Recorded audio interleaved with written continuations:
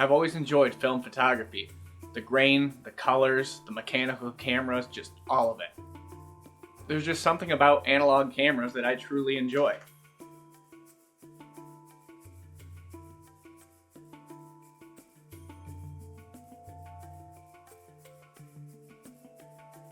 It's a trip through old photo albums, or just something physical to hold in your hand, something tangible to have.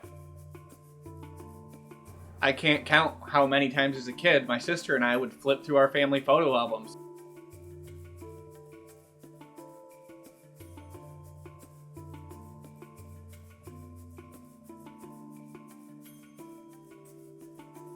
Unfortunately for me, I lack both the funds and the patience to go down the path of film photography. With the minimum price of film being around $7 a roll and developing it costing even more, I just don't have pockets that deep. I have the men's version of women's jeans. They're not deep.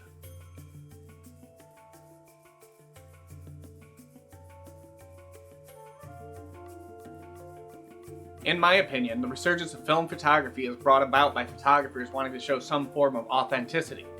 Digital cameras aren't limited by film costs, and you're just one more SD card away from having 1,000 more pictures at your disposal.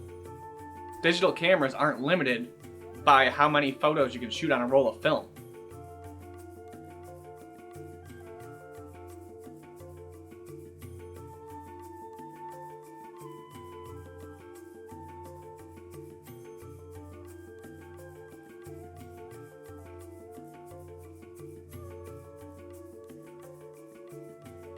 And Photoshop and Lightroom make it exceedingly easy to change things around, delete something, move something new into the photo, and with generative fill it's even easier.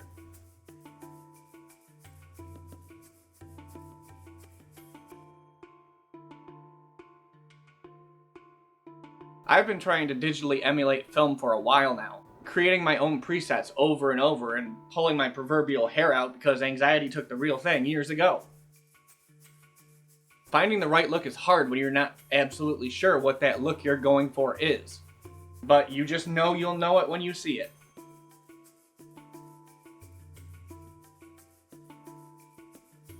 I don't remove details or try to find the perfect exposure when I'm doing these exercises. It's more about conveying the feeling and emotion that I want these photos to portray.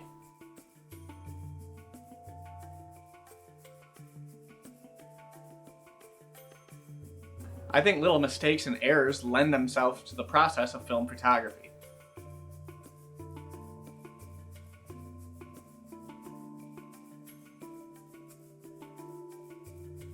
I added some grain and color graded the photos, but that's mostly it.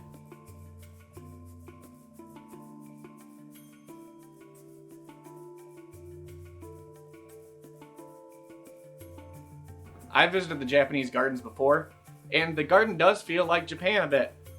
The surrounding area feels more like England, like countryside England, somewhere they'd build a giant wicker effigy, if you know what I mean. I haven't been able to shoot as much as I would have liked to lately, just because of life, so I had to shrug off the chilly 50 degrees weather and the rain, but I had to do something to feel productive. I had to do something to regain some semblance of mental health, and productivity through photography does that for me.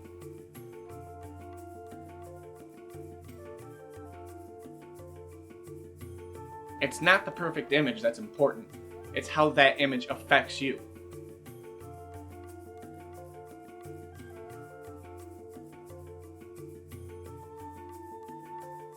Getting something done in photography and being able to put out content here for all of you really sets off the dopamine in my brain, and I need that right now. So thank all of you for your contributions to my mental health.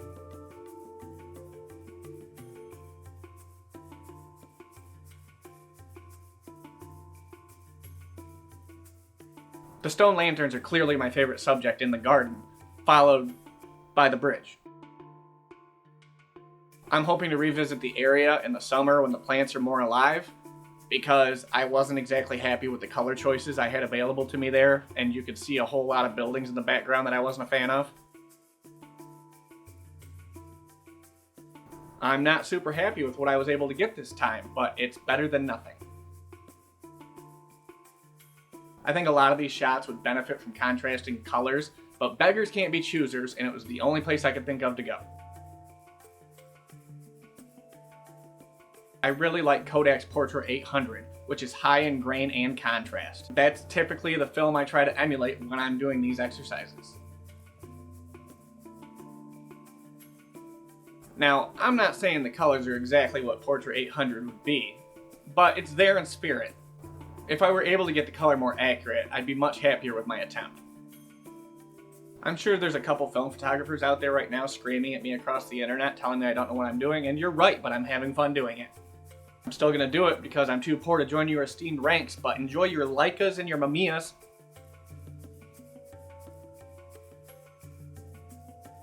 Michigan's finally starting to warm up from our icy, bitter hell that is winter, and I'm just excited that winter's over.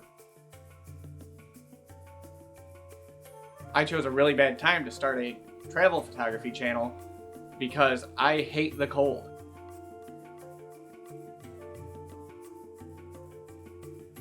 I'm not sure if my attempts to emulate film were successful or if they fell flat, and I think that's for you to decide.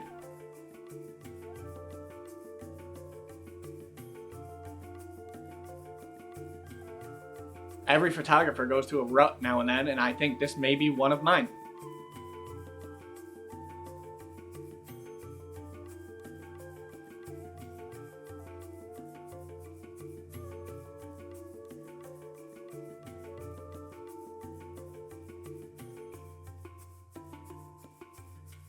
Warmer days are coming, and I have some new tools in my camera bag that I'm looking forward to using to improve the quality of this channel.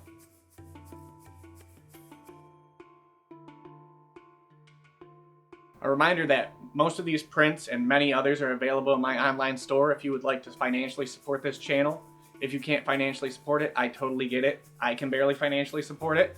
But if you could like, comment, share, subscribe, anything like that, it would be greatly appreciated. It really does go a long way with helping this channel reach a broader audience.